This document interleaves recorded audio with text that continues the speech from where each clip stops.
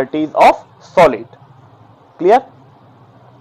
तो जो हमारे पास मैग्नेटिक प्रॉपर्टीज ऑफ सॉलिड आती है उसको डिस्कस करना है हमें। तो बच्चों कि जैसे हमें पता है कि हमने मैग्नेटिक प्रॉपर्टीज ऑफ सॉलिड की बात हो रही है, तो सॉलिड जो बेसिकली फॉर्म होता है ये किससे फॉर्म होता है? आपको पता है एटम, आयंस, ऑब्लिक मॉलिक्यूल, कोई भी हो सकता है। और जो इन तीनों की बेसिक एंटिटी है बेटा वो क्या है? सब एटॉमिक पार्टिकल, इलेक्ट्रॉन। क्लियर? तो इट मींस टोटल खेल जो है वो आज इलेक्ट्रॉन का होने वाला है, इसीलिए कहते हैं chemistry is the sports of electron. Clear है? तो बच्चों चलिए चलते हैं। बच्चों होता क्या है, जो सॉलिड होता है, सॉलिड में भाई सिंपल इलेक्ट्रॉन तो होते ही होंगे, क्योंकि जब एटम होंगे तो इलेक्ट्रॉन भी होंगे।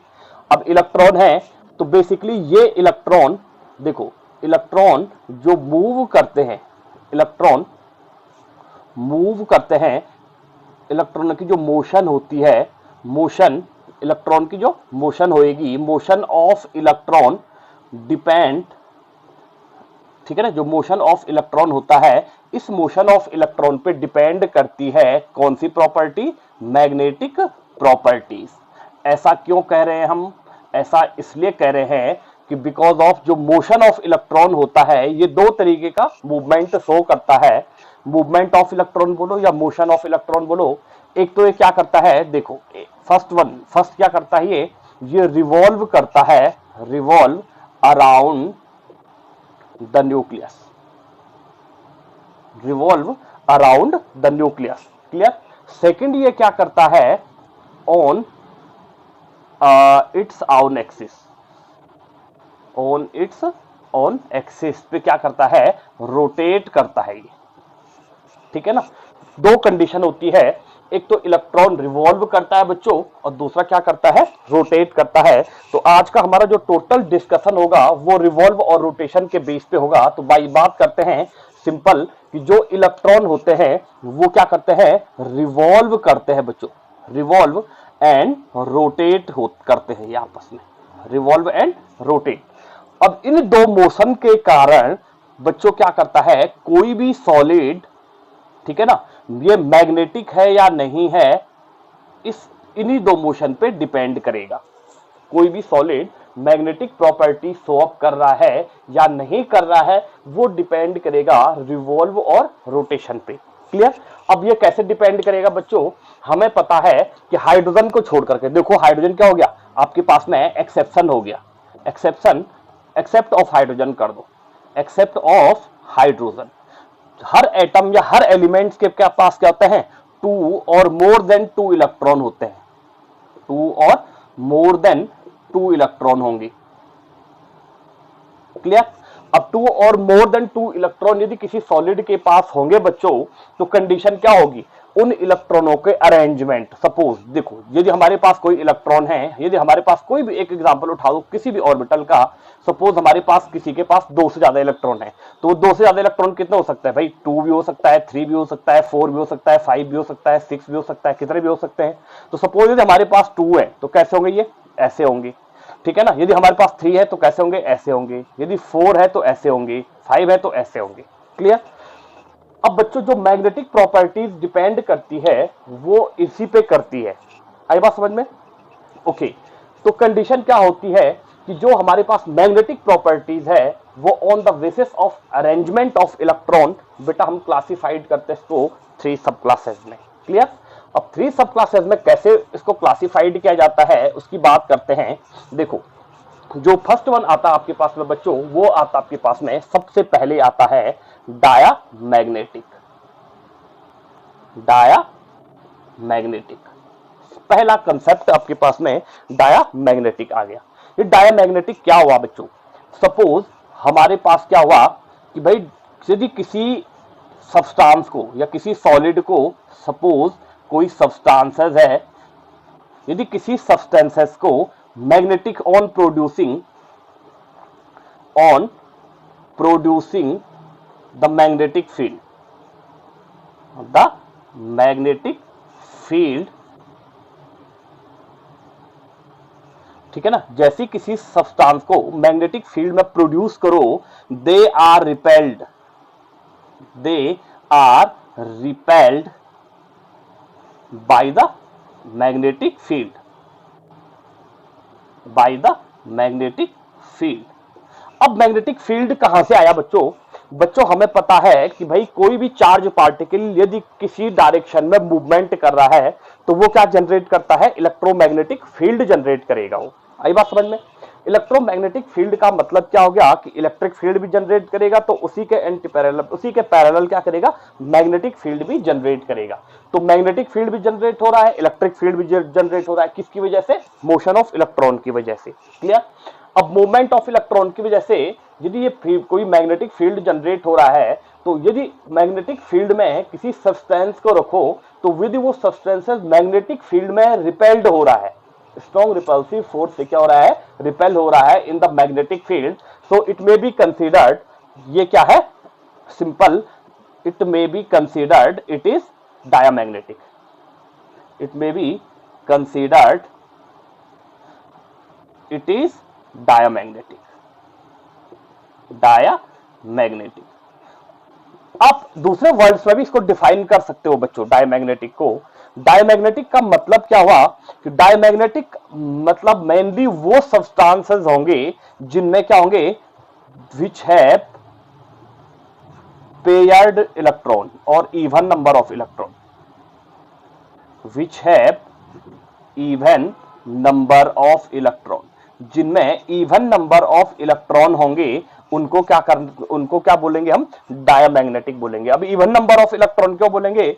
क्योंकि बच्चों सपोज हमारे पास क्या है? सपोज हमारे पास इवन नंबर ऑफ इलेक्ट्रॉन यदि किसी सब्सटेंस के पास है, सब्सटेंस बोलो या एटम बोलो या एलिमेंट बोलो, ठीक है ना, तो यदि किसी सब्सटेंस के पास में इवन नंबर ऑफ इलेक्ट्रॉन होंगे तो वो क्या होगा? डायमैग्नेटिक इन बिहेवियर होगा। डायमैग्नेटिक इन बिहेवियर का रीजन क्या है बच्चों?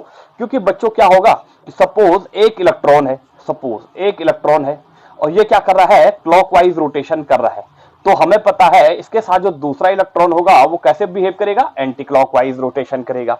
तो बच्चों जो इसकी वजह से जो फील्ड जनरेट हो रहा है, ये इसकी वजह से क्या होगा? उसका एंटी वाला फील्ड जनरेट होगा, तो ये एक दूसरे को क्या करेंगे? कैंसिल आउट, डाइपोल क्या कर देंगे? इसको कैंसिल आउट कर देंगे, जिसकी वजह से क्या हो जाएंगे? जो बिहेवियर होगा वो क्या हो जाएगा? डायमैग्नेटिक हो जाएगा। तो पेयर्ड नंबर ऑफ इलेक्ट्रॉन होने का मतलब है कि भाई ये दो इलेक्ट्रॉन एक दूसरे को डाइपोल को कैंसिल आउट कर देंगे। अब कैंसिल आउट क्यों करेंगे? क्योंकि हमें पता है हमेशा अपोजिट स्पिन वाले ही क्या करते हैं? पेयर्ड फॉर्म में आते हैं।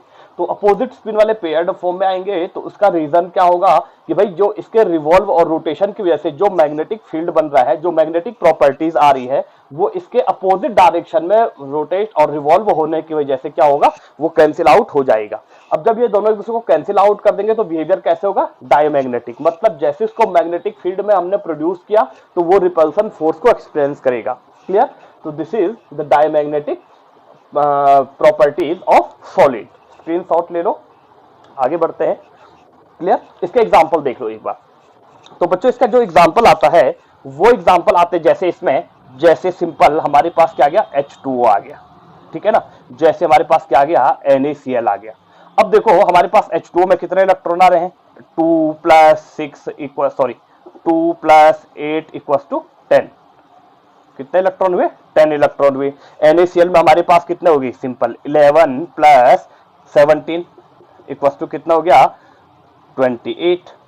तो ये हमारे पास क्या हो गया? Paired number of electron. 28 के कितने पेयर्ड बनेंगे? 28 इलेक्ट्रॉनों के कितने पेयर्ड बनेंगे? 14 पेयर्ड बनेंगे। और 14 पेयर्ड में से केवल हम एक ही पेयर्ड को उठाते हैं, 14 पेयर्ड है ये, तो एक पेयर्ड में ये इसको कैंसिल आउट करेगा, तो वैसे 14 के एक दूसरे को कैंसिल आउट करेंगे, बात वहीं खत्म हो जाती है। इसलिए क्या बोला मैंने कि जो जिसमें क्या होंगे? इवन नंबर ऑफ इलेक्ट्रॉन होंगे वो सारे क्या होंगे? डायमैग्नेटिक इन बिहेवियर होंगे। आई बात समझ? के पास में डायमैग्नेटिक है। क्लियर? उसके बाद बात करते हैं बच्चों पैरामैग्नेटिक की, ठीक है ना। तो कैंसिल कर रहा हूं इसको।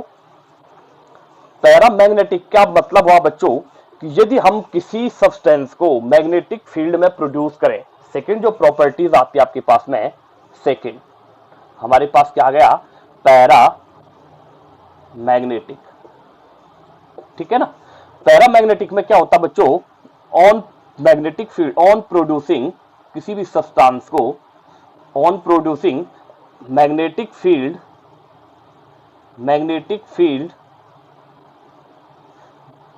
The substance field substance attract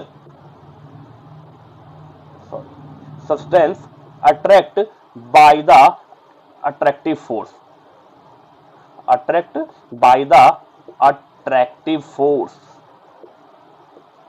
attractive force, ठीक है ना। तो वो कैसे हो जाएगा, क्या होता है बच्चों, यदि किसी सब्सटेंस को आप मैग्नेटिक फील्ड में प्रोड्यूस कर रहे हैं और मैग्नेटिक फील्ड में आपने प्रोड्यूस किया सब्सटेंस को, तो जैसे ही आप मैग्नेटिक फील्ड में रखोगे उसको, तो जो सब्सटेंस होगा वो क्या करेगा, अट्रैक्शन फोर्स करेगा, अट्रैक्ट हो जाएगा वो मैग्नेटिक फील्ड में, ठीक है ना। तो जो क्या करेगा, एक्सपीरियंस करेगा मैग्नेटिक फील्ड में अट्रैक्शन फोर्स को, उसको बोलेंगे हम this is the paramagnetic behaviour, this is considered as substance as paramagnetic behaviour.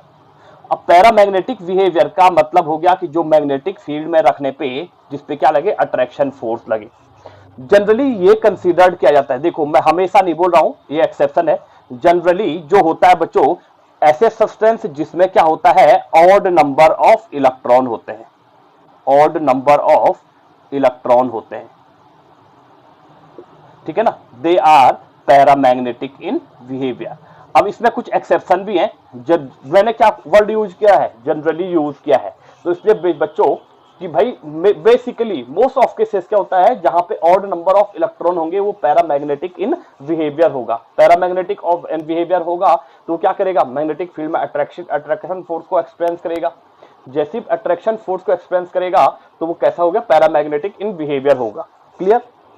तो जो बच्चों जो पैरामैग्नेटिक होता है, इसके एग्जांपल की बात करते हैं, सिंपल हमारे पास जो एग्जांपल आते हैं बच्चों इसके, वो आगे आपके पास में, जैसे oxidation states of transition metal, oxidation state of transition metal, transition metal बोले तो डी ब्लॉक के जो एलिमेंट्स हैं, जैसे हमारे पास जो एक्टिव मेटल्स हैं, जैसे ऑक्सीडेशन स्टेट बोले तो जैसे हमारे पास आ गया Fe+3, ठीक है ना, जैसे हमारे पास क्या आ गया Zn+2, सॉरी जैसे Fe+2 आ गया, जैसे दूसरा हमारे पास क्या लिख सकते हैं हम, Nickel+2 कर सकते हैं, ठीक है ना, या क्या कर सकते हैं Al2, sorry Al2 transition metal नहीं है, TiO2 कर सकते हैं।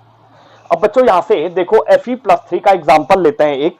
Fe+3 में क्या होता है, देखो Fe का जो इलेक्ट्रॉनिक, देखो Fe का जो एटॉमिक नंबर आता है वो आता है 26, इसका इलेक्ट्रॉनिक कॉन्फ़िगरेशन होता है 2 8 12 और 2, ठीक है ना, नहीं यहाँ पे 14 होगा, 626 है, 14 हो गया। तो बेसिकली ये लास्ट वैलेंस सेल इसका इलेक्ट्रॉनिक कॉन्फ़िगरेशन आएगा 3s2 3p6 3d6, तो क्या आ रहा है 3d6 आ रहा है और 4s2 आ रहा है। तो बच्चों जो आयरन का इलेक्ट्रॉनिक कॉन्फ़िगरेशन आया वो 3d6 4s2 आ रहा है, तो इस 3d6 4s2 को हम क्या करते हैं +3 के स्टेज में दिखाते हैं। देखो आयरन हमारे पास कैसे में था, 3 में, डी में कितने थे, 6 इलेक्ट्रॉन थे, देखो 1 2 3 4 5 6, 4s में कितने थे, 2 इलेक्ट्रॉन थे। ये आगे नॉर्मल Fe की बात, क्लियर। अब बच्चों Fe क्या करता है, जैसे ही Fe+3 में जाएगा तो क्या करेगा, 2 इलेक्ट्रॉन s के ले लेगा और 1 इलेक्ट्रॉन ये पेयर्ड वाला है, जो यहाँ पे हमने पेयर्ड वाला इलेक्ट्रॉन बना रखा है, ये पेयर्ड वाला इलेक्ट्रॉन है, ये वाला इलेक्ट्रॉन क्या करेगा, चले जाएगा। तो हमारे पास क्या बचेंगे, फिर इसी को यहीं पे बना देते हैं, ये ऐसे है तो इसको यहीं पे बना देते हैं, हमारे पास क्या हो जाएगा, ये ऐसे आ जाएगा, सब में एक एक अनपेयर्ड इलेक्ट्रॉन आ जाएगा। और हमें पता है इलेक्ट्रॉन की पेयरिंग तब तक नहीं हुई जब तक सब में क्या नहीं हो जाते हैं, सिंगली ऑक्युपाइड नहीं हो जाते। तो ये सिंगली ऑक्युपाइड हो रखे हैं, तो नंबर ऑफ अनपेयर्ड इलेक्ट्रॉन कितने आ गए इसमें, 1 2 3 4 5। अब नंबर ऑफ अनपेयर्ड इलेक्ट्रॉन आएंगे बच्चों, तो ये क्या करेंगे, मैग्नेटिक मूवमेंट को बढ़ाएगी, मैग्नेटिक मूवमेंट बढ़ेगा तो बच्चों क्या हो जाएगा, मैग्नेटिक बिहेवियर शो करेगा। आई बात समझ में, तो ये पैरामैग्नेटिक इन बिहेवियर होगा। वैसे हमारे पास एक क्वेश्चन आता है बच्चों, यहाँ से देखो, यहाँ से हमारे पास एक इंपॉर्टेंट क्वेश्चन आता है TiO2 को। बेसिकली ये कंसीडर्ड किया जाता है, TiO2 को क्या किया जाना चाहिए था कि भाई हमारे पास इसको डायमैग्नेटिक इन बिहेवियर होना चाहिए था, लेकिन ये पैरामैग्नेटिक इन बिहेवियर क्यों है, ये बहुत बार ये क्वेश्चन पुट भी होता है TiO2 के लिए। तो बच्चों हम ये डिटेल में तो डी ब्लॉक में पढ़ेंगे, पर TiO2 जो पैरामैग्नेटिक बिहेवियर शो करता है, आप नोट में डाल सकते हैं why TiO2 behave like a paramagnetic character. भाई पैरामैग्नेटिक कैरेक्टर क्यों आता है टाइटेनियम ऑक्साइड में? वो इसलिए आता है बिकॉज ऑफ इट्स स्टोइकियोमेट्री। ठीक है ना, इसकी स्टोइकियोमेट्री की वजह से, stoichiometry, because of stoichiometry of TiO2 जो होता है, उसकी वजह से क्या करता है, पैरामैग्नेटिक बिहेवियर शो करता है। क्लियर? अभी फिलहाल आप स्टोइकियोमेट्री पढ़ाओ, क्योंकि मैं TiO2 के एक बेसिक बताऊंगा तो वो अभी समझ में नहीं आएगा, जब हम डी ब्लॉक पढ़ेंगे वहां डिस्कस करेंगे। तो TiO2 की स्टोइकियोमेट्री की वजह से क्या होता है, ये पैरामैग्नेटिक बिहेवियर शो करता है। तो ये बहुत इंपॉर्टेंट क्वेश्चन है TiO2 वाला। ठीक है ना, यहाँ से ये पूछता भी है कई बार, इंपॉर्टेंट मार्क कर दो इसको। ठीक है ना, और ये आपके पास में क्या हो गया, पैरामैग्नेटिक इन बिहेवियर हो गया। क्लियर? तो स्टोइकियोमेट्री की वर्ड, पहले एक वर्ड जोड़ दो, ये नॉन स्टोइकियोमेट्री होगा बच्चों, because of its non stoichiometry. क्या होता है, नॉन स्टोइकियोमेट्रिक इन नेचर होने के कारण ये पैरामैग्नेटिक बिहेवियर शो करता है। स्टोइकियोमेट्री मैंने आपको पहले ही बताया था कि मास और वॉल्यूम के मेजरमेंट को क्या बोलते हैं, स्टोइकियोमेट्री बोलते हैं, जहां पे मास और वॉल्यूम को लेते हैं। तो बेसिकली यहाँ पे जो पैरामैग्नेटिक इन कैरेक्टर आ रहा है, वो मास ऑब्लिक वॉल्यूम का नहीं होना, कोई जरूरत नहीं पड़ती है उसकी, जरूरी नहीं होता है। इसलिए हम क्या करते हैं, TiO2 को नॉन स्टोइकियोमेट्रिक होने की वजह से ये पैरामैग्नेटिक इन बिहेवियर शो करता है। रिपीट कर रहा हूं, नॉन स्टोइकियोमेट्रिक कैरेक्टर होने की वजह से TiO2 क्या करता है, पैरामैग्नेटिक बिहेवियर शो करता है। अदरवाइज इसकी कोई प्रॉपर्टी नहीं है पैरामैग्नेटिक बिहेवियर शो करने की। आई बात समझ में? बात करते हैं बच्चों नेक्स्ट की, इसका स्क्रीनशॉट ले लो। ठीक है ना, उसके बाद बात करते हैं बच्चों किसकी, तीसरा वाला आता है जो हमारे पास, थर्ड आता है जो फेरोमैग्नेटिक। तो बिफोर प्रोसीडिंग फेरोमैग्नेटिक, हमें यह समझ में तो आ गया होगा कि भाई सिंपल देखो, बिफोर प्रोसीडिंग फेरोमैग्नेटिक हमें ये तो समझ में आ गया होगा कि जो मैग्नेटिक प्रॉपर्टी होती है बच्चों, magnetic properties of any substance, of any substance always depend upon the number of unpaired electron, the number of unpaired electron। जहां पे अनपेयर्ड इलेक्ट्रॉन जितने ज्यादा होंगे बच्चों, मैग्नेटिक प्रॉपर्टी उतनी ही स्ट्रॉन्ग आएगी। एज वेल एज अगर अनपेयर्ड इलेक्ट्रॉन, मतलब हम सीधे सीधे ये बोल सकते हैं कि अनपेयर्ड इलेक्ट्रॉन जो होते हैं बच्चों, unpaired electron is directly proportional to magnetic property, या मैग्नेटिक मूवमेंट बोल दो, मैग्नेटिक मूवमेंट। अब मैग्नेटिक मूवमेंट क्या हुआ, इसको हम अभी थोड़ी देर में डिस्कस करेंगे। पहले आप सिंपल ये समझ लो, या मैग्नेटिक प्रॉपर्टी समझ लो, ये हमारे पास डिपेंड रहती है अनपेयर्ड इलेक्ट्रॉनों की वजह से। क्योंकि जैसे क्या होता है बच्चों, जैसी जैसी पेयर्ड इलेक्ट्रॉन आते रहेंगे, डाइपोल एक दूसरे का कैंसिल आउट करते रहेंगे, तो क्या होगा, वो डायमैग्नेटिक इन बिहेवियर हो जाएंगी। क्लियर? अब बात करते हैं, इसको नोट कर लिया होगा आपने, ठीक है ना। तो डायमैग्नेटिक, अब बात करते हैं बच्चा, जो हमारे पास थर्ड वाला आता है, जो तीसरे नंबर पे आता है हमारे पास बच्चों, वो होता है आपके पास में फेरोमैग्नेटिक। मैग्नेटिक है, फेरोमैग्नेटिक। फेरोमैग्नेटिक में क्या होता है बच्चों कि जैसे हम क्या करते हैं, अट्रैक्शन, देखो यहां पे एक वर्ड और यूज कर दो,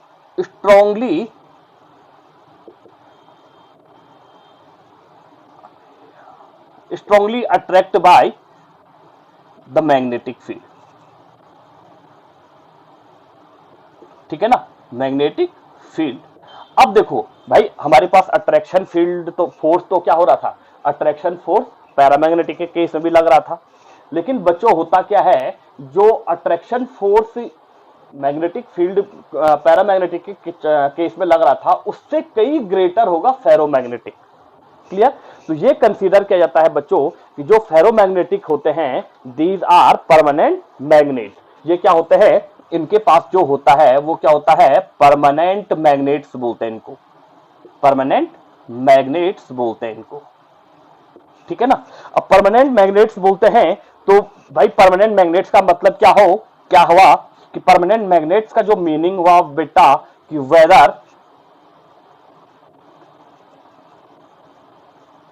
whether there is magnetic field और देयर इज मैग्नेटिक फील्ड और नो मैग्नेटिक फील्ड, दो मैग्नेटिक फील्ड। अगर चाहे मैग्नेटिक फील्ड हो या ना हो, ये क्या करते हैं, बिहेव करते हैं लाइक ए परमानेंट मैग्नेट। उनके लिए जरूरी नहीं होता है कि मैग्नेटिक फील्ड में ही अट्रैक्ट होंगे, या उनके लिए मतलब जो ये हमारे पास फेरोमैग्नेटिक सब्सटेंसेस होते हैं, ये फेरोमैग्नेटिक सब्सटेंस पे ये डिपेंड नहीं करता है। देखो पैरामैग्नेटिक क्या हो रहे थे, केवल मैग्नेटिक फील्ड में ही क्या कर रहे थे, अट्रैक्ट हो रहे थे। लेकिन जो फेरोमैग्नेटिक सब्सटेंसेस होते हैं उनके लिए जरूरी नहीं है कि वो मैग्नेटिक फील्ड में ही अट्रैक्ट करें, नहीं, उनके लिए मैग्नेटिक फील्ड जरूरी नहीं होता है। ये क्या होते हैं, परमानेंट मैग्नेट्स होते हैं।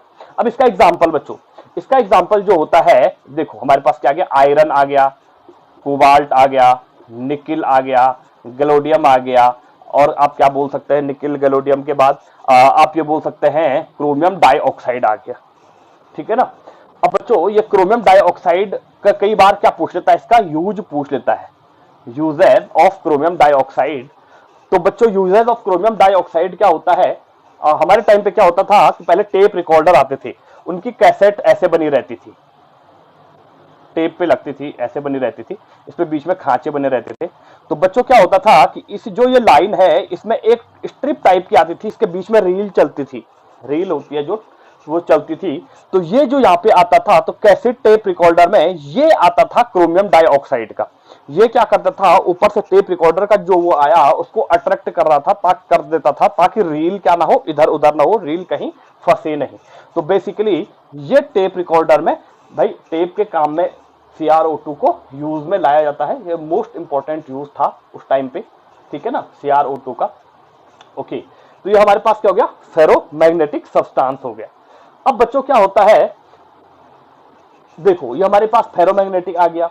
अब जो फेरोमैग्नेटिक सब्सटेंसेस होते हैं बच्चों, या कोई भी सॉलिड्स होता है, इसका स्क्रीनशॉट ले लो। ओके, कोई भी सब्सटेंसेस होता है जो बच्चों, वो सब्सटेंस या सॉलिड, सिंपल कोई सॉलिड है, हमें पता है बच्चों, हमने बात करी भी है कि कोई भी सॉलिड जब फॉर्म होता है बच्चों, तो वो क्या फॉर्म, कैसे फॉर्म होता है, वो फॉर्म होता है by the small crystal system, by the small crystal system से, ठीक है ना। हमने बहुत डिटेल में पढ़ा हुआ है कि कोई भी सॉलिड फॉर्म कब होगा, स्मॉल जो छोटे छोटे क्रिस्टल सिस्टम आएंगे, तो वो छोटे छोटे क्रिस्टल सिस्टम आपस में क्या होते हैं, ऐड होते हैं। अब क्रिस्टल सिस्टम क्या हुआ बच्चों, मैंने आपको ये भी बताया था कि भाई जब हमने यूनिट सेल पढ़ी थी, लेटिस पढ़े थे, तो हमने बोला था कि भाई लेटिस आपस में ऐड होती जाती हैं, यूनिट सेल फॉर्म होती है, यूनिट सेल आपस में ऐड होती जाती है, फिर क्या होता है, क्रिस्टल सिस्टम बनता है। तो एक क्रिस्टल सिस्टम क्या है कि बहुत सारी यूनिट सेल का कॉम्बिनेशन है, ठीक है ना। क्रिस्टल सिस्टम क्या है, कॉम्बिनेशन है बहुत सारी यूनिट सेल का, तो उसको क्या बोल दिया हमने, स्मॉल क्रिस्टल सिस्टम बोल दिया। अब सेम वही वाली बात आ गई, जैसे हमारी बॉडी में छोटी छोटी सेल्स होती हैं, जब छोटी छोटी सेल्स आपस में क्या होते हैं, कंबाइंड होते हैं, तो सेल्स क्या करते हैं, टिश्यू को बनाते हैं। तो बेसिकली ये जो क्रिस्टल सिस्टम है, आप इमेजिन कर सकते हैं जैसे लाइक ए टिश्यू है, और ये टिश्यू जो होता है बच्चों, ये आपस में क्या होते हैं, कंबाइंड होते हैं। और कंबाइंड होने के बाद बच्चों ये क्या करते हैं, कंबाइंड होने के बाद ये क्या करेंगे, एक सॉलिड को फॉर्म करेंगे, क्लियर। तो बेसिकली इन जो छोटे छोटे क्रिस्टल सिस्टम हैं, इन क्रिस्टल सिस्टम को हम ये भी बोल सकते हैं अरेंजमेंट ऑफ, और डीप चले जाएं अगर हम, तो ये भी बोल सकते हैं हम अरेंजमेंट ऑफ चार्ज। चार्ज बोले तो पॉजिटिव एंड नेगेटिव, ठीक है ना बच्चों। अब अरेंजमेंट ऑफ चार्ज ये क्रिस्टल सिस्टम है, तो इन क्रिस्टल सिस्टम के अरेंजमेंट के बेस पे हम क्या कर सकते हैं, अगेन फेरोमैग्नेटिक सब्सटेंस को टू सब कैटेगरी में डिवाइड कर सकते हैं, ठीक है ना। तो फर्दर हमारे पास जो नेक्स्ट आता है, जो हमने क्या बोल दिया, on the basis of small crystal system, ये छोटा अरेंजमेंट ऑफ, छोटे देखो सिंपल हमने क्या बोल दिया, अरेंजमेंट ऑफ चार्ज। चार्ज मतलब पॉजिटिव, डाइपोल बोल दो, अरेंजमेंट ऑफ डाइपोल ही बोल दो। अरेंजमेंट ऑफ डाइपोल को हम क्या बोलते हैं बच्चों, इसको बोलते हैं हम डोमेन। क्या बोलते हैं हम इसको, फिजिक्स में ही पढ़ेंगे आप इसको, इसको बोलते हैं बच्चों डोमेन्स बोलते हैं। ये डोमेन्स क्या हो गया, अरेंजमेंट ऑफ डाइपोल हो गया, या क्या हो गया स्मॉल, अगर हम सॉलिड की बात करें तो स्मॉल क्रिस्टल सिस्टम की एक ग्रुपिंग हो गई जिसको हमने डोमेन्स बोल दिया। तो सपोज हमारे पास कोई सॉलिड फॉर्म हो रहा है, तो सपोज इस सॉलिड के अंदर कितने हैं हमारे पास, सपोज हमारे पास 100 चार्ज है, कितने हैं 100 हमारे पास क्या है डाइपोल है, प्लस और नेगेटिव 100 है। अगर हम इसको 10-10 के ग्रुप में डिवाइड करेंगे बेटे तो कितने बनेंगे हमारे पास 10 बनेंगे। सपोज इस तरीके से हमारे पास क्या बनेंगे, वो बनेंगे। अब एक की बात कर रहे हैं बच्चों, हम एक की बात करेंगे तो इस एक को क्या बोलेंगे, डोमेन्स बोलते हैं, ठीक है ना। ओके, अब इस डोमेन्स के बेस पे हम क्या बोल सकते हैं, on the basis of arrangement of dipole जो हमारे पास फेरोमैग्नेटिक सब्सटेंसेस होते हैं वो फर्दर क्लासिफाइड होते हैं टू सब कैटेगरी में। तो हमारे पास एक आ गया सिंपल, क्या आ गया, फेरोमैग्नेटिक आ गया, फेरोमैग्नेटिक सब्सटेंसेस आ गया, जिसको कि हम पढ़ चुके हैं। तो बच्चों फेरोमैग्नेटिक सब्सटेंसेस में क्या होता है कि भाई सिंपल देखो, on the basis of dipole के बीच में बात हो रही है, तो फेरोमैग्नेटिक सब्सटेंस में क्या होता है, ऑल द डोमेन्स, देखो ऑल द डोमेन्स। अब देखो मैं डोमेन्स को किससे बनाऊंगा, एरो से बनाऊंगा, एक डोमेन्स को मैं एरो से बनाऊंगा, दूसरे डोमेन्स को, इसका सपोज दो डोमेन्स है तो एक अपोजिट में आ जाएगा, ठीक है ना। तो all the domains remain parallel on the magnetic field. यदि मैग्नेटिक फील्ड में सारे डोमेन्स क्या है भाई हमारे पास पैरेलल हैं, तो बच्चों ऐसे कंसीडर्ड किया जाता है कि वो फेरोमैग्नेटिक सब्सटेंस है। ये जो डोमेन्स का अरेंजमेंट रहता है फेरोमैग्नेटिक में वो ऐसे रहता है बच्चों, केवल ये ऐसे रहेगा, ठीक है ना। ये हमारे पास मैग्नेटिक फील्ड है। तो बच्चों ये देखो हमारे पास सपोज ये ए हो गया, बी हो गया, सी हो गया, डी हो गया, ई हो गया, देखो सबकी डायरेक्शन सेम है, तो इसलिए एक दूसरे को डाइपोल को कोई भी कैंसिल आउट नहीं कर पाएगा, समझ रहे हो। डाइपोल डोमेन्स की कंडीशन क्या है, पैरेलल है, इसलिए एक दूसरे को डाइपोल को कोई भी कैंसिल आउट नहीं कर सकता है, इसलिए क्या होगा, फेरोमैग्नेटिक होगा। तो मैंने इनको क्या बोला था, इसीलिए इनको क्या बोला गया था, परमानेंट मैग्नेट बोला गया था, परमानेंट मैग्नेट होते हैं ये, क्लियर। दूसरा आता है बच्चों, देखो हमारे पास एक तो फेरो आ गया, दूसरा आता है फेरी, फिर से लिखता हूं, फेरी मैग्नेटिक सब्सटेंस। फेरी मैग्नेटिक सब्सटेंस में क्या होता है बच्चों, जो अरेंजमेंट ऑफ डोमेन्स रहता है वो क्या रहता है कि भाई बच्चों हमारे पास जो सिंपल आप लिख देना, जो अरेंजमेंट ऑफ डोमेन्स रहता है वो क्या रहता है भाई, हमारे पास पैरेलल रहेगा, ये एंटी पैरेलल हो गया, फिर ये क्या हो गया, सॉरी इसको अलग ऐसे बनाते हैं, देखो हमारे पास पैरेलल रहेगा, पैरेलल रहेगा, फिर एंटी पैरेलल, फिर पैरेलल रहेगा, फिर पैरेलल रहेगा, फिर एंटी पैरेलल, फिर पैरेलल रहेगा, पैरेलल रहेगा, एंटी पैरेलल। तो अरेंजमेंट्स ऑफ जो डोमेन्स होता है बच्चों वो अनइक्वल नंबर में क्या होता है, parallel and anti parallel direction आता है। तो सिंपल हम यहाँ पे क्या बोल सकते हैं, केवल मैं यही लिख रहा हूं, parallel and anti parallel, anti parallel. अब एंटी पैरेलल में रहता है बच्चों तो कैसे रहेगा, दूसरा स्टेटमेंट भी लिख दो यहाँ पे, अनइक्वल नंबर में रहते हैं, मतलब इक्वल नहीं होंगे भाई, डोमेन्स जो अपोजिट में है या पैरेलल है या एंटी पैरेलल वो इक्वल नहीं होंगे, अनइक्वल होंगे। देखो तो हमारे पास बाय द वे इसकी बात करते हैं बच्चों, तो ये डाइपोल इसके डाइपोल को कैंसिल करेगा, देखो ये वाला इसके डाइपोल को कैंसिल करेगा, ये वाला इसके डाइपोल को कैंसिल करेगा, फिर भी हमारे पास देखो ए बी और सी डोमेन्स क्या बच रहे हैं, पैरेलल फील्ड में बच रहे हैं, मैग्नेटिक फील्ड में पैरेलल हैं। तो इसलिए ये क्या होते हैं, मैग्नेटिक बिहेवियर्स तो शो करते हैं लेकिन केवल क्या करेंगे, मैग्नेटिक फील्ड में ही करेंगे, ये परमानेंट मैग्नेट्स नहीं होते हैं, क्लियर। तो ये हमारे पास क्या हो गए, इसके जैसे एग्जांपल बात करते हैं, तो जो हमारे पास फेरोमैग्नेटिज्म की बात आती है बच्चों, तो वो आ गया आपके पास में Fe3O4, ठीक है ना, या फेराइट्स हो गया। ये फेराइट्स भी बहुत इंपॉर्टेंट है बच्चों। फेराइट्स किसको बोलते हैं, फेराइट्स बोलते हैं मेटल के जो Fe2O4 है, किसी भी मेटल के, जैसे हमारे पास आ गया फेराइट्स की बात कर रहे हैं हम, तो फेराइट्स बोलते हैं हम, देखो यहाँ पे लिख देते हैं फेराइट्स। तो फेराइट्स हो गया हमारे पास, M हो गया, जैसे Fe3O4 हो गया। अब M की जगह क्या हो सकता है, कोई भी ट्रांजिशन मेटल हो सकती है, कॉपर हो सकता है, मैग्नीज हो सकता है, जिंक हो सकता है, एक्सेट्रा एंड एक्सेट्रा, कोई भी हो सकता है, क्लियर। ओके, उसके बाद बचा हुआ बच्चों हमारे पास में एंटी फेरोमैग्नेटिज्म तीसरा आ रखा है। तो हमारे पास थर्ड वन जो आता है, थर्ड पार्ट आता है, मैं यहीं पे करेक्शन कर रहा हूं। देखो एंटी लिख दिया मैंने, एंटी फेरोमैग्नेटिक होता है। तो एंटी फेरोमैग्नेटिक सब्सटेंस में क्या होता है बच्चों, जो मैग्नेटिक फील्ड रहेगा वो क्या रहते हैं, जो डोमेन्स होंगे, ये डोमेन्स क्या होते हैं भाई, एंटी पैरेलल और पैरेलल रहते हैं। एंटी जो पैरेलल होंगे एंड पैरेलल रहते हैं। कैसे रहेंगे, इक्वल नंबर में, इक्वल नंबर में। जैसे ये डोमेन्स बना दिया मैंने, एक अप है दूसरा डाउन है, एक अप है दूसरा डाउन है, एक अप है दूसरा डाउन है, एक अप है, इक्वल है। अब बच्चों ये एक दूसरे को क्या कर देंगे, कैंसिल आउट कर देंगे। तो ये क्या होते हैं, ये भाई नो मैग्नेटिक बिहेवियर, कोई भी मैग्नेटिक बिहेवियर ये शो नहीं करते हैं। अब एक क्वेश्चन आता है बच्चों कि इनको भाई, अगर भाई क्या होता है, ये मैग्नेटिक बिहेवियर शो नहीं करते हैं मैग्नेटिक फील्ड में भी, तो नॉन मैग्नेट्स बोल सकते हैं आप इनको। तो इनको डायमैग्नेटिक क्यों नहीं बोला, क्योंकि बच्चों जो डायमैग्नेटिक है वो अलग बेसिस पे प्रॉपर्टी हो गई, और जो ये एंटी फेरोमैग्नेटिक है वो on the basis of domains के बेस पे हम बात कर रहे हैं। क्लियर।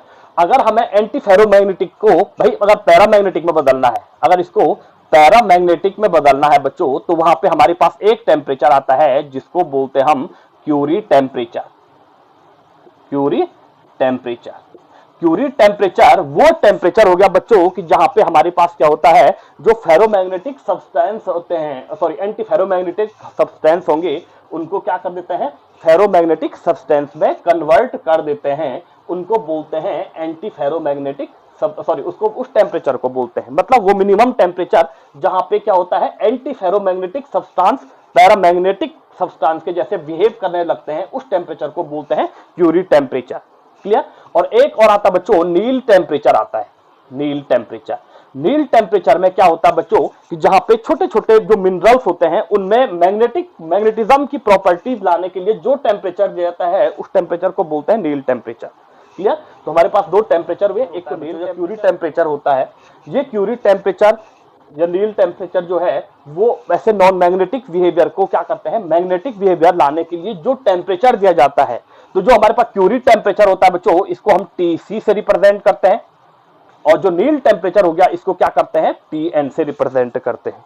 देखो ये टीएन हो गया और ये क्या हो गया, टीसी हो गया। तो टीसी मतलब क्यूरी टेम्परेचर और टीएन मतलब नील टेम्परेचर, ठीक है ना, जिसमें हम क्या करते हैं, मैग्नेटिज्म की प्रॉपर्टी लाते हैं। वो नील टेम्परेचर हो गया। क्यूरी टेम्परेचर वो मिनिमम पॉइंट जिसमें हम क्या करते हैं, एंटी फेरोमैग्नेटिक सब्सटेंस को क्या करते हैं, फेरोमैग्नेटिक सब्सटेंस में चेंज करते हैं। अगर हम Fe3O4 की बात करें बच्चों, तो ये Fe3O4 जो होता है, देखो इस FeO3 को हमारे पास ये आता है, Fe3O4 को जब हम क्या करते हैं बच्चों, भाई 900 केल्विन टेम्परेचर देते हैं, तब ये क्या बनता है बच्चों, ये तब पैरामैग्नेटिक में कन्वर्ट हो जाता है। ये कुछ टेम्परेचर बता रहा हूं मैं, ठीक है ना।